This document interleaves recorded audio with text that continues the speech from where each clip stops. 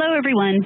Thank you for attending the special webinar for the American Medical Student Association on homelessness and health.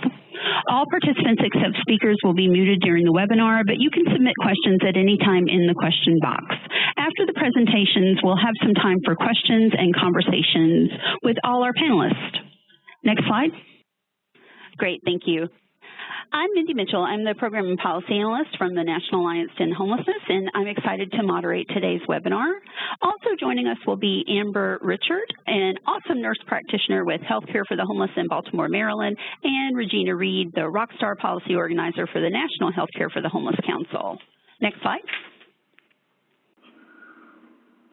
Okay, great. This is just our brief agenda for today's webinar, and I know you all want to get to all of the great information that we're going to hear, so we'll go ahead and get started with just a brief overview of the current national data about homelessness and housing instability. So if we can move to the next slide, please.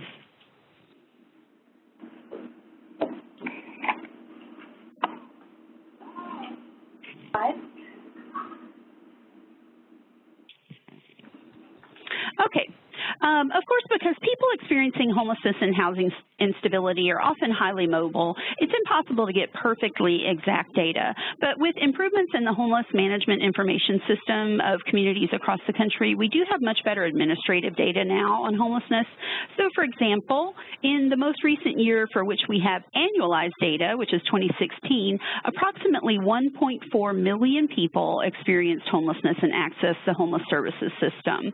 Additionally, data from the American Community Survey of the Census Bureau provides an estimate of approximately 4.6 million people every year who are doubling up with family and friends for economic reasons and are at higher risk of homelessness. Next slide. Okay, next slide is up. All right. So extensive studies by prominent researchers in the homelessness field have consistently found that for most people, homelessness is a one-time temporary occurrence.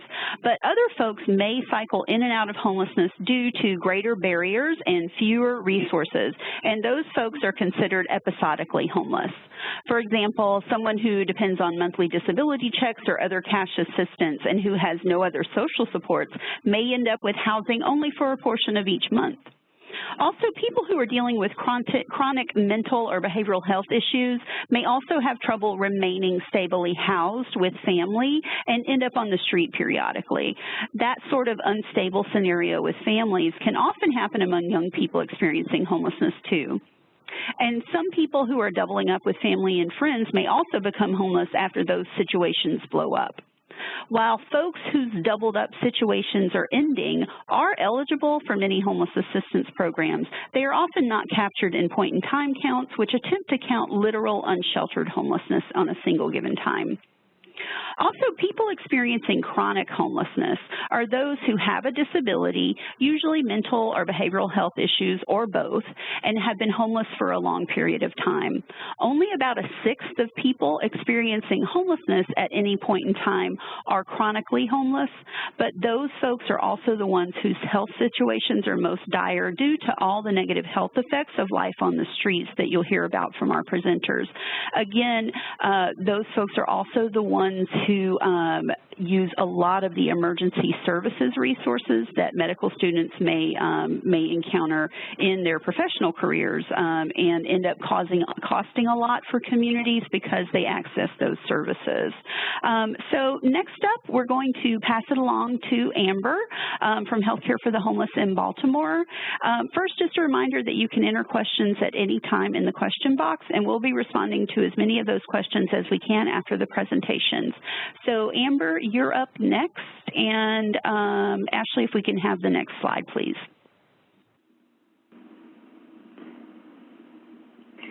Thanks so much, Mindy. So as Mindy explained, health and homelessness really go together because when you're living on the street or just in an unstable environment, health problems oftentimes become more severe because it's really not your primary focus. So within the Healthcare for the Homeless organization, we often talk about how housing is healthcare. And a lot of people who aren't familiar with medicine within the homeless population, that doesn't necessarily always make sense. And so as an example, If you are a diabetic and you are living on the streets or in a shelter or in your car or going from place to place, surviving on cash assistance, eating in shelters, you often don't have a whole lot of control over what time you eat, what you eat, and when your next meal necessarily is going to happen. And so trying to explain that to your medical provider so that they can help you come up with a medication regimen in our standard 15-minute medical appointment can be really challenging. So this is where knowing where your patient is living and really assessing their social determinants of health is important, so that as you are addressing their health issues, you are also looking at their day-to-day living situation. Next slide.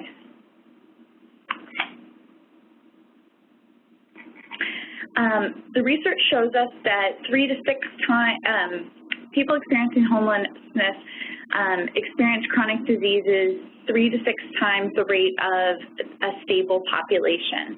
At Healthcare for the Homeless in Baltimore, we are actually working towards having our health outcomes match those of a stably housed population.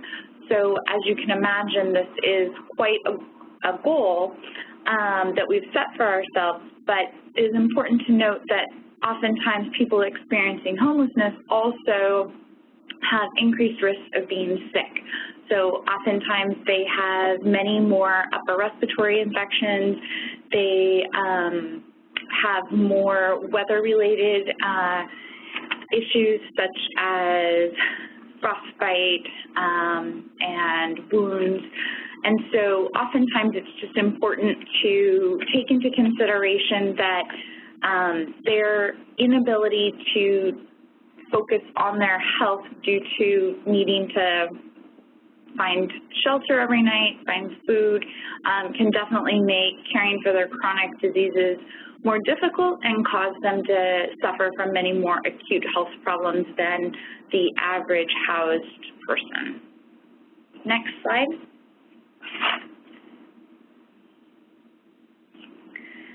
As you can see from the health center data, there are a number of conditions that drastically affect the homeless population more than the housed population. So overall, fair or poor health is a big issue, but then when you start to get into the nitty-gritty, dental issues are huge, respiratory illnesses, mental illness, and substance use disorder. Oftentimes, substance use disorder can also lead to other issues such as hepatitis C and HIV. Lastly, things like annual screenings, vaccines, mammograms, pap smears, colorectal screenings, oftentimes those are things that don't get addressed because there are so many other issues. So sequelae from those lack of preventative health care measures can also leave our homeless counterparts in worse health. So some frequent conditions that we see in the clinic here, especially in winter in Baltimore, include things like frostbite. With our impending snowstorm this evening, we're actually hopeful that all of our clients experiencing homelessness will head to the shelter, as one can get frostbite quite quickly. Other issues that can happen from living outside include skin infections. It's really hard to keep a skin infection clean when you may not have access to the correct supplies. And oftentimes, if you have various medications or other health conditions, that puts you at risk for other secondary infections. We find that a lot of these conditions get worse for those experiencing homelessness because they're not able to adequately care for themselves in these situations. And so there are some programs throughout the nation that are called convalescent care centers or respite care, where a person who was in the hospital, either in the emergency room or admitted to the hospital will be discharged to one of these respite areas in order to work on things like wound care and medication stabilization, as they don't unfortunately have a home to go home to do these as you or I might do. So as we all know, obesity is a huge issue in the United States, and something that many primary care providers address in all of their visits. Historically, homeless populations were thought to be underweight. However, we are now seeing that obesity is found as frequently among the homeless as it is within the general population. This is often not due to excessive food intake, but rather food intake that is energy dense. So lots of calories, low nutritional output. So if you think about the dollar menus at fast food restaurants, 7-Eleven, things like that that are easily accessible, oftentimes open 24 hours a day, and don't require any preparation. Obesity then oftentimes can lead to secondary conditions such as diabetes, hyperlipidemia, and hypertension, all of which then circle back to the original issue, which is it's hard to take care of your chronic health conditions when you are trying to kind of live day to day, remembering to take those medications, making sure that you're on a low sodium or low carbohydrate diet, and making the changes necessary in order to control your chronic diseases. Next slide. At Healthcare for the Homeless, historically, we have been known to be a primarily male-dominated organization in terms of our clientele. However, I can tell you over the last several years, we have seen more women and children entering into our facility as more women and families are becoming homeless. Not that they weren't homeless before, but the percentages have gone up drastically, and I think it's an area where, as a society, we are starting to put more attention. Within women's health, if you think about women's health in general, and then add the complication of homelessness, so whether that is dealing with your regular menstrual cycle while living on the street, potentially needing to have alternative forms of income that may put you at risk for sexually transmitted infections or pregnancy. We find that a lot of women are struggling with domestic violence and are often not feeling safe in their environments, and so are doing the best that they can in order to survive, but also a lot of times that's putting themselves into precarious situations. With this, we know that prenatal care is often entered into late, and preventative health care such as mammograms and pap smears are not occurring. Next slide. So one of the things that we have started to do at Healthcare for the Homeless in Baltimore is offer a wide variety of birth control methods. Depending on if you're doing street medicine or you're providing medicine in the shelters, you may be limited in the type of contraceptive management that you're offering. So this is one opportunity that we as primary care providers have to offer women control and some security over what is going on in their life and to kind of make some decisions. So historically, many programs have only been able to do things like birth control pills and the depot injection, which we know are not the most effective methods of birth control. However, with the rise of long-acting reversible contraception, we have expanded our scope and abilities so that now we are providing many more women with Nexplanons and IUDs to help them have longer control over their reproductive health. For our women who do become pregnant while homeless, we know that oftentimes they are more likely to have preterm labor or low birth weight infants and are at higher risk of other comorbid status. We try to the best of our ability to connect them with prenatal care as early as possible. We often connect them with resources so they can get additional social services, visiting nurses, and other resources in order to make sure that they are safe during their pregnancy and that they are able to bring their child home from the hospital after delivery. Next slide. Homeless youth is another population that I work with and that you too as medical providers will experience when caring for homeless populations.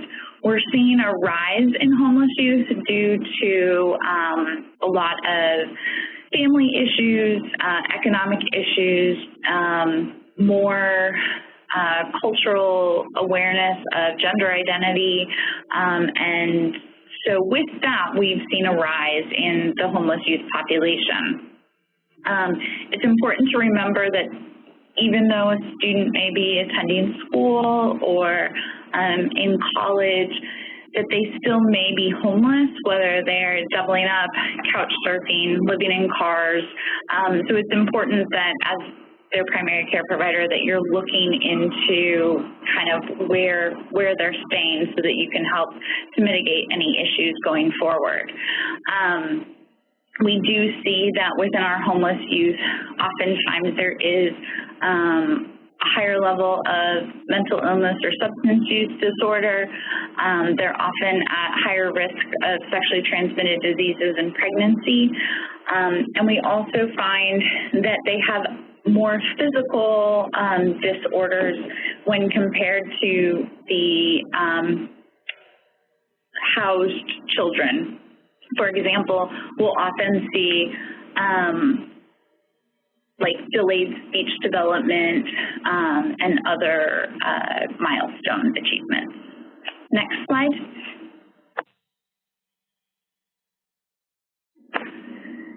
So one thing to know when working with homeless youth is that there are some unique barriers. So one is getting that youth to actually come to your clinic. So oftentimes street medicine, mobile clinics, or outreach providers within the community are going to be a lot more successful at connecting to these youth. Then there's also making sure that you're checking your legislation policies regarding the ability to see patients without parental consent. There is a statute specific to homeless youth that you should check in the state you're practicing in. And then lastly, it's just about helping them to coordinate services and access. If you think about growing up and the different things that your parents taught you or that you learned in school, if you haven't really been regularly attending school and have had limited parental interaction, oftentimes learning to navigate the systems that we have created in our society can be very challenging. So just being open to the fact that the youth may or may not know the next steps, and it's our responsibility to help them to navigate that so that they can be successful going forward. Next slide. All right, so hi everybody. My name is Regina Reed and I am the policy organizer at the National Healthcare for the Homeless Council, and I will be taking over for this last part on advocacy. So Ashley, if I could have the next slide, please. So before we get started in advocacy, I think it's important to take a bird's eye view of what poverty is and what advocacy really is. And so when I start out talks or trainings like this, we usually start with a few basic questions and that about poverty and homelessness, and that is, are these conditions or situations inevitable? Are they going to just occur? Are they a fact of life? And if that's not the case, then how did we get here? Next slide, please, Ashley. So as you can probably expect, the answer to this question is that no, poverty and homelessness is not inevitable, and it is indeed the result of conscious decisions that are being made, both social and economic policy decisions. Now, I work on this and I've given presentations on this, and we could probably expand out this entire slide to a few hours, but we won't, and we'll just stick on it for a minute. But really, these conscious social and economic policy decisions have been happening in the past months, years, decades, and even centuries that have brought us to where we are today and the current situation of homelessness and poverty. Some example of these decisions and these policies I have listed for you here. A main one we talk about a lot is healthcare costs, how much things cost, how much things are reimbursed. These are all decisions that are being made, whether that's through an insurance company or the government. This is all regulated, and someone is deciding this. The amount of funding that goes towards affordable housing is a major policy decision that really, again, we could go into this in a major downturn this in the 80s, which has caused a lot of modern homelessness, but we don't have time. But the funding we put in towards affordable housing, again, all government appropriations, city, state, and federal policymakers are making those decisions. Another policy and decision-making to think about is disaster relief support. When disaster hits, when there's a hurricane or a flood, who and how are we funding this and supporting this? And as we've all seen in the news, there is amazing charity work out there, but the majority of the cleanup and the aftermath of this is being done through the government, and we need the forces and the funding that the government has. Medicaid expansion, that's a smaller example of a policy. Not every state has expanded their Medicaid program as they are allowed to under the Affordable Care Act, and that decision literally stands in the hands of many governors of those states. That is a decision that can be made to expand Medicaid, to give more people health care. The criminal justice system, this is a huge one too, but when we think about those decisions, who goes into the criminal justice system, why, how long they're there, the health care and the services and supports when they're in the criminal justice system, when they come out, these are all decisions that are made and crafted by people that feed into that cycle of poverty and homelessness, just as these others do. Somewhat related to that is the war on drugs. Again, who are we putting into the criminal justice system? Who is getting these marks on their records? Employment and fair wages. Minimum wage is called minimum wage because that's the legal term for what we have legally decided to be the minimum wage. In most, I'd say majority, if not all localities, the legal minimum wage, if you work full-time and make that, you can't really afford housing for yourself. And again, that's somewhat of an arbitrary number that policymakers are deciding. So all of these, all tied into the social determinants of health, are decisions that are being made by people, lawmakers, decision makers of some sort that have brought us to this very complex reality where there are millions impoverished and homeless without a home. Next slide, please, Ashley.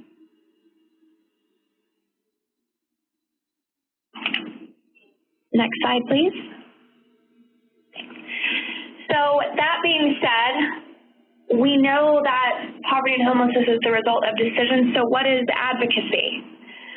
Advocacy can be a daunting term. It can be something that sounds intimidating, but in reality, I like to say that advocacy is plain and simple standing up for what you believe in. Next slide, please, Ashley.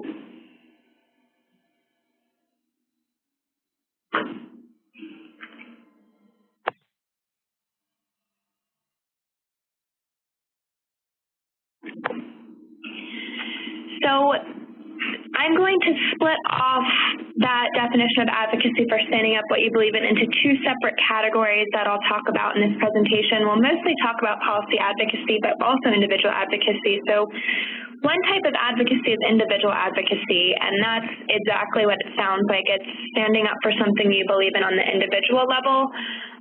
Some examples I have listed here for a medical provider, that individual level advocacy might be locating a detox placement for a client, or finding them a specialist, working to identify a landlord and getting them a housing voucher. Those are all examples of individual advocacy, and I'm sure anyone listening to this, if you're a student, particularly in medicine, you have been doing advocacy on this individual level a lot, whether or not you've known it.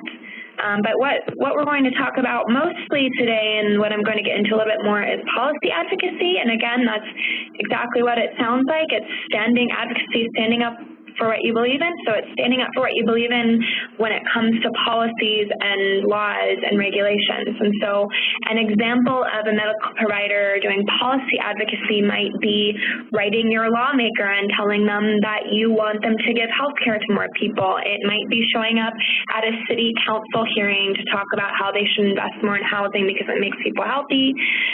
It might be working with a coalition to build and gain support and awareness in your community about the need for more addiction services. All of those are examples of policy advocacy. Next slide, please.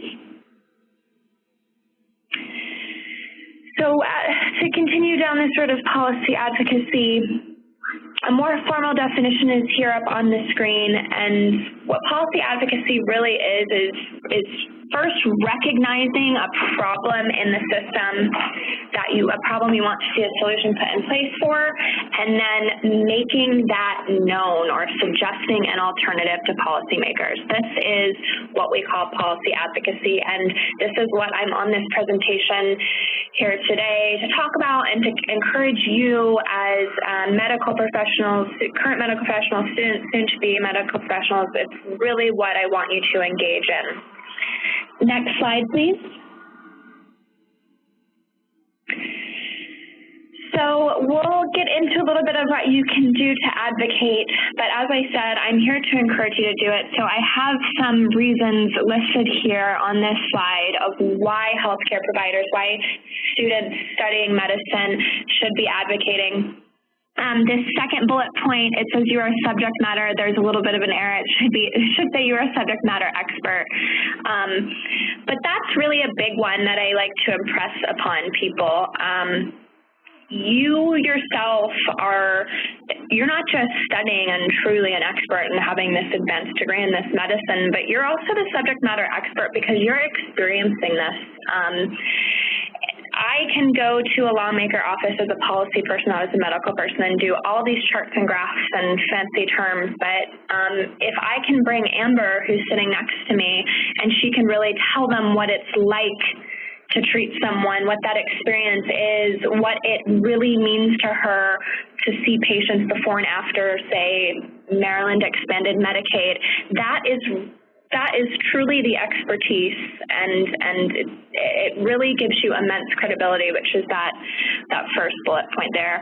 And I think that it really puts you in a unique position, and when I say it gives you immense credibility, I'm not just making that up. I am telling you this because I have seen it with my own eyes. I have met and spoken with lawmakers and regulators on these issues, and I can see their eyes light up when I say, you know what, I'm going to turn it over to Amber here next to me because she treats patients in a clinic.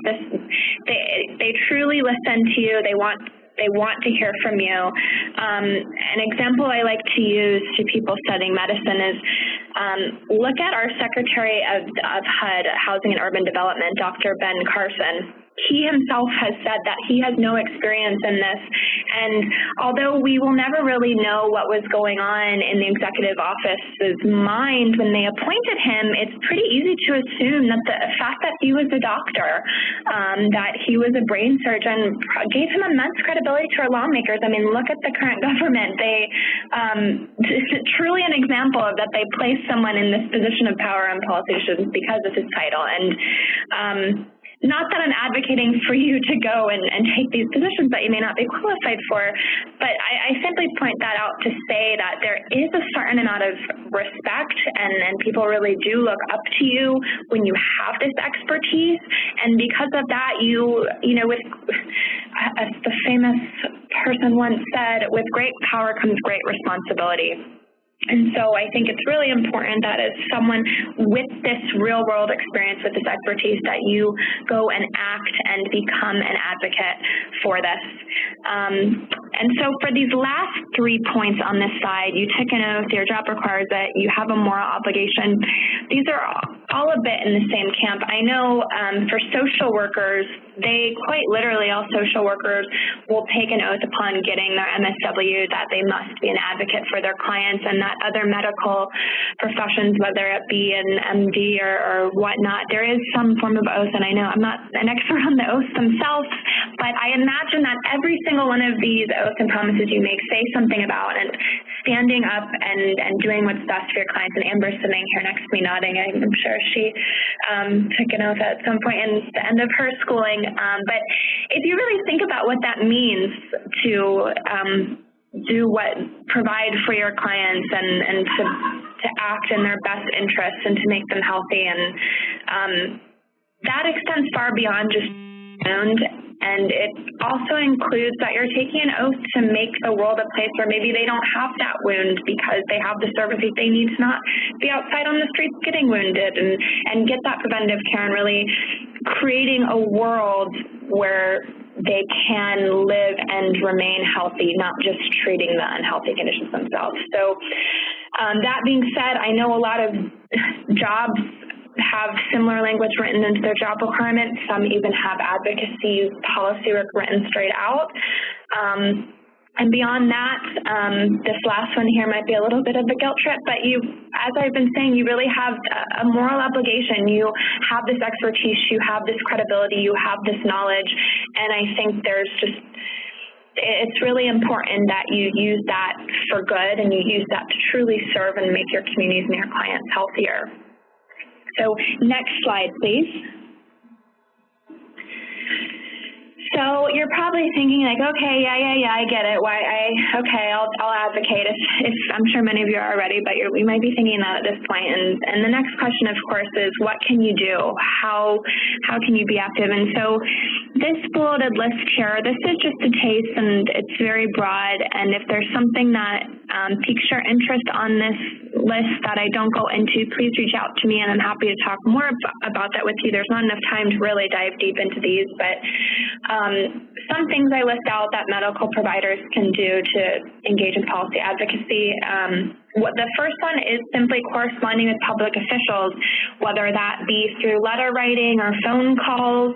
This can be tweeting your Congress member, please vote yes, please vote no, or this, I don't like this, or I like this. It can be a tweet. Something providers can do is to use their real world experience and tell those stories, which are very effective. Participate in internal advocacy committees, and I mean internal as in internal where you work or go to school, which you are already involved in some form of advocacy if you're in this group that's putting on this webinar. And I recommend that you continue in your career and where you work to look for those advocacy committees and get involved. I know here at Healthcare for the Homeless, we have an advocacy team that's always looking for volunteers and a health equity committee, and I encourage you to look into that wherever your career takes you. Also, external coalitions, same goes there. There's local, state, and national groups. I myself work for a national group that could be considered a coalition, and you can get involved with us. Stay involved where you can. Another thing is, and this ties in very strongly with individual advocacy for your clients, but to be an advocate for your clients as advocates themselves, and to make sure when you're working with clients that they have a space and opportunities to express their concerns, to share their stories. They're also experts on the experience of the healthcare system because they're in it. So really helping them and making sure that they have a space for that, and wherever you're employed or working or treating them, helping make that site a safe and open space where clients and consumers can really be involved. And then I put this last one, get involved. It's not just the CEO's job. A lot of times, even in my job, I'll send out requests to large groups of people, and I'll say, can someone, you know, I'm looking for someone to testify or someone to write an email or share a story, and I sometimes get the response, well, I'm a nurse. Why would I respond if there's a CEO on that? And I just think that's the wrong mindset, because as I've been really hammering the message today, you really are the expert. And oftentimes when I send those emails to people, I don't necessarily want the CFO to talk about the finances of the clinic. I want the nurse to come talk about what's really happening, and that's also what lawmakers want to hear. So I think this last one to get involved is just say, don't forget how credible you are and how valuable your experience is, especially in the policy world. Next slide, please. And so I know that there's likely a lot of students listening to this, and this is a student group, and so I've listed out here some things you can be thinking about now. I know as a student, you're learning and you're being exposed to a lot of things, and maybe figuring out exactly where you want to go or really honing on those fine skills. And I think as a student, something you can do is to start really figuring out what you care about when you're in this learning environment where you're seeing so much. Find out what you care about so you can really hone in on that, whether that be care for very, very low income people or reproductive health care or even the environment or whatnot. Figure out what aspect of this you care about and learn as much as you can about it. You're in a really unique place where you have the space to do that. Get involved with organizations and clubs. Again, if you're on this webinar, you're already involved in this organization. I don't need to go over that more. In your job search, look for jobs that support involvement and advocacy. Bring this up. Let employers know that you want opportunities to do that. Also, take notes about your experiences.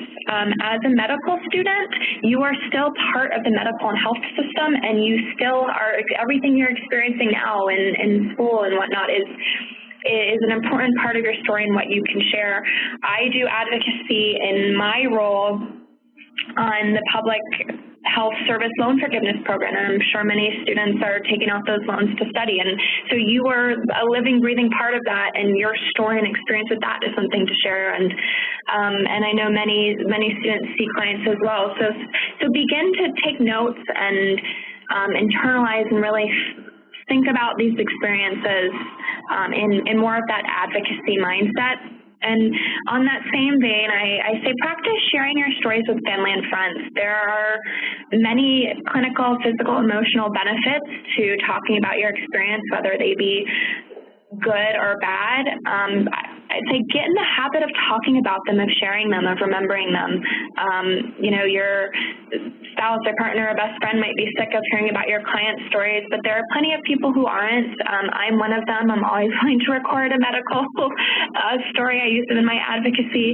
So just keep talking and keep it part of that larger worldview in your regular practice. Next slide, please. So we're closing out here, and I know we've all three of us, Mindy and Amber and I, we did a very quick and dirty overview of some very big topics that could really go farther. I encourage you to stay connected with us. There's plenty more of resources if you want to learn more. I've put links here, both the National Healthcare for the Homeless Council, where I work, and the National Alliance to End Homelessness, where Mindy works. We have advocacy newsletters where you can sign up. You can get emails and updates on policies and opportunities to take action. We have tons of information on our websites. I've also put contact information for myself and Mindy. If you want to know more or have questions or follow-up, please reach out. And if you have anything for Amber, you can send them to me, and I will triage them to her, or any other type of medical specific question I can also make sure that gets answered for you. So with that, I will turn it back over to Mindy. And I think we will go to the next slide. Thanks, Regina. Yes, we do have a little bit of time for questions, and one of the first ones that I wanted to put out there, both of you talked about healthcare funding, and presumably for most folks experiencing homelessness, that's Medicaid. Can you both talk about just how healthcare, particularly in healthcare for the homeless clinics, how that healthcare is funded for people experiencing homelessness? How did that change with the AMA and with Medicaid expansion? Sure.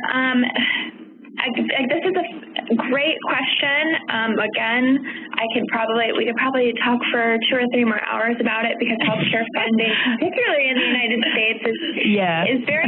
We'll have a whole other webinar. We're gonna have to get like a lunch just to touch over this. The healthcare for the homeless program itself is part of the larger community health center program, and that is funded by the federal government. And community health centers are federally funded clinics to provide care for low-income and vulnerable populations. Healthcare for the Homeless Project is kind of a subgroup of that. They get specific targeted funding to treat people experiencing homelessness. There is about 300 grantees that get that Healthcare for the Homeless funding. Healthcare for the Homeless in Baltimore is one of them. So they fund a lot of their services using those federal dollars, and then also through the Affordable Care Act, which expanded Medicaid, and that expansion of Medicaid, even that is a complicated funding stream, but it was primarily funded through the federal government with the states picking up a little bit of the money over time. That gave health coverage via Medicaid to more individuals. In states that had expanded Medicaid, it expanded their Medicaid program to more individuals. Maryland was one of those states. So Healthcare for the Homeless here in Baltimore gets funding from there. And otherwise, it's really pocketed of federal grants, state grants, donations. Amber, I know. So the Affordable Care Act actually totally drastically changed the way in which we're able to practice medicine and healthcare for the homeless. So prior to the Affordable Care Act, most of our patients were uninsured. And so that required us to maybe not always order the echocardiogram or not always give the best inhaled corticosteroid. And with Maryland Medicaid expansion, we've now been able to always opt for, in most cases, the standard of care without having to look for alternatives. So thankfully, our patients have been receiving top-notch quality health care without having to, beg and plead for charity care from all of our friends around the city. So it's made a huge difference in the care and in the medications that patients are getting. Wow, that's such a great example of what you were talking about, Regina, about how a national policy can really make such a difference in the lives of individual people on the ground level. It's a really nice connection there. Go ahead. Oh, yeah, I was just going to say I agree with you, and I also think that this in the room is a great example of how Amber is able to talk about specifically. I mean, she can mention an echocardiogram and really make it tangible what the Affordable Care Act did and how important those types of narratives and saying things to our lawmakers like what Amber just said is important. And I think she, continued to make the point that I've been making. So back to you. That's awesome. You both also talked about in various contexts kind of just the larger social determinants of health, particularly about housing as healthcare. Could one of you, or maybe both of you, Amber from the practice perspective and Regina from the policy perspective, about the concept of housing as healthcare and what medical students now as students and in their futures as medical professionals can do to continue to promote that concept, because it's still fairly new, right? Absolutely, and I'll go first from the more of the bigger picture advocacy standpoint. And although for providers like Amber and people working at places, clinics like Healthcare for the Homeless, the idea that housing is healthcare is definitely not new for people that have been working in this. And if you take a second to think about it, it really makes so much sense how being housed or not has such an enormous impact on your health and ability to stay healthy. And I think on the advocacy side, what I have to say, housing alongside all of the other social determinants of health, whether that be education or employment or environmental smog or what have you, I think it's really important from an advocacy standpoint for people in medicine and health to be talking about this, because it's obvious for us, but it's not as obvious for lawmakers. And for example, if I were to go meet with a lawmaker in their office and I said I wanted to talk about housing, whoever that staff is or whoever that portfolio would have no expertise on healthcare. It's completely siloed into separate categories, and the same goes for many of the other determinants of health. So I think having a voice at that table as someone in medicine, at that affordable housing conversation, at that environmental conversation, at the employment conversation, and constantly making that connection, making aware what is so obvious to us, making that more public and common knowledge is really the role of people in medicine, and what I hope students will go forth in their career and be a part of. So I'll pass it to Amber. So the housing first model is definitely something that I think lawmakers struggle with, and oftentimes we see these days that some states are looking to have various requirements in order for people to get medical assistance and other barriers. So housing first kind of goes against all of that, which says, you shouldn't have to check all of these boxes prior to getting housing. You should just, let's start there, and then we can work around that. So that is how housing first has kind of come about, and we see it with our patients in the day-to-day. So, for example, a few years ago, I had a patient who was sleeping outside on a park bench about 2 blocks from our clinic. He needed a colonoscopy. You really can't do colonoscopy prep when you're living outside. So he went to our convalescent care center. He did his prep.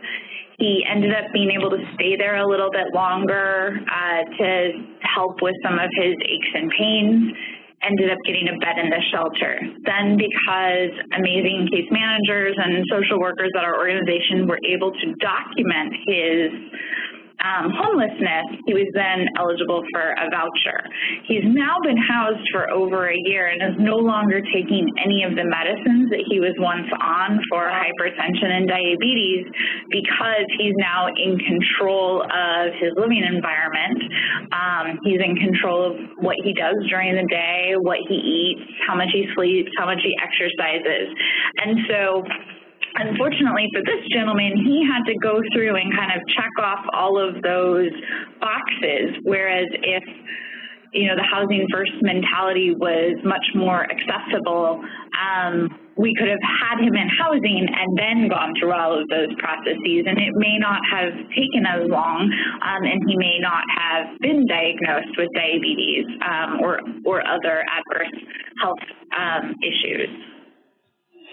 Great. Thank you so much, Amber and Regina. We are at 1 hour now, so I think we're going to go ahead and close the webinar, although there are tons of other great questions that I know you all would be able to provide a lot of insight on. And just to remind everyone that you can get in touch with any of us with any of your questions. We're happy to follow up. Thanks again to both of you from Healthcare for the Homeless for all of the passion and commitment and knowledge that you bring to this conversation. And thanks to Ashley for hosting us on the webinar platform. Thank you so much, everyone. Thanks for having us.